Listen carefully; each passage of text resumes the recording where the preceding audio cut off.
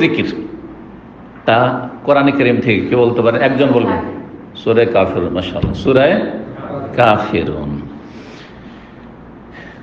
সাহাবী নওফল রাদিয়াল্লাহু তাআলা আনহু বর্ণিত, বলছেন আন্না রাসূলুল্লাহ ক্বালা লি নওফল, নবী সাল্লাল্লাহু আলাইহি ওয়াসাল্লাম নওফলকে বলেছিলেন, ওকে বলেছিলেন, ইকরা কুল ইয়া আইয়ুহাল কাফিরুন, তুমি কুল ইয়া আইয়ুহাল কাফিরুন পড়িও, সুম্মা নাম আলা খাতিমাতিহা, তারপর এটা শেষ করে ঘুমিয়ে যাও। সূরা কাফিরুন পড়ে শেষ করে ঘুমিয়ে, ফাইন্নাহা বারাআতুম মিনাশ শিরক, কারণ এই সূরা কাফিরুন শিরক থেকে সম্পর্ক ছেদের ঘোষণা। বারাআত, সম্পর্ক ছেদের ঘোষণা। কুল, হে নবী বলে দাও, আইয়ুহাল কাফিরুন, হে কাফেররা, লা আ'বুদু মা তা'বুদুন, তোমরা যার ইবাদত করো, পূজা করো, আমি করি না। হ্যাঁ, এইভাবে বারবার করে কথাগুলি রিপিট করা হচ্ছে, ঠিক না? জি।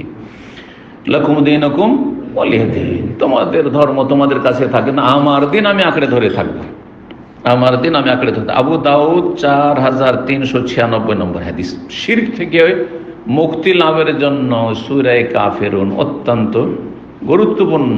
এটিও সূরা ইখলাসের মতো। সূরা ইখলাসে ইতিবাচক নেতিবাচক দুটোই রয়েছে। আল্লাহু আহাদ, আল্লাহু সামাদ, এই ইতিবাচক। লাম ইয়ালিদ ওয়া লাম ইউলাদ ওয়া লাম ইয়াকুল লাহু কুফুয়ান, নেতিবাচক। নেগেটিভ পজিটিভ নেগেটিভ দুটোই আছে। যেমন কালিমা তাইয়্যিবাতে লা ইলাহা নেগেটিভ, ইল্লাল্লাহ পজিটিভ, দুটোই আছে। আর নেগেটিভ পজিটিভ দুটো না থাকলে ঈমান হবে না।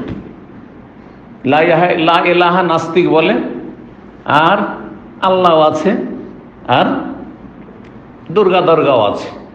বহুত্ববাদী মুশরিকরা বলে, যারা মাজার পূজা করে, তাদের ইল্লাল্লাহ, আল্লাহ তো আছে, তারা তো আল্লাহকে মানে, কিন্তু আল্লাহর সাথে গৌস কুতুব তাদেরকেও মানে, তাদেরকে মনে করে দাতা, ঠিক না? তো গেল।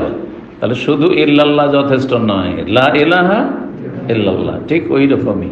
জি, লাকুম দীনুকুম ওয়ালিয়া দীন। এতে হ্যাঁ, সূরা কাফিরুন শুধু নেগেটিভ রয়েছে, লা আ'বুদু মা তা'বুদুন, আমার ইবাদত আমার, লাকুম দীনুকুম ওয়ালিয়া দীন, আমার দিন আমার কাছে।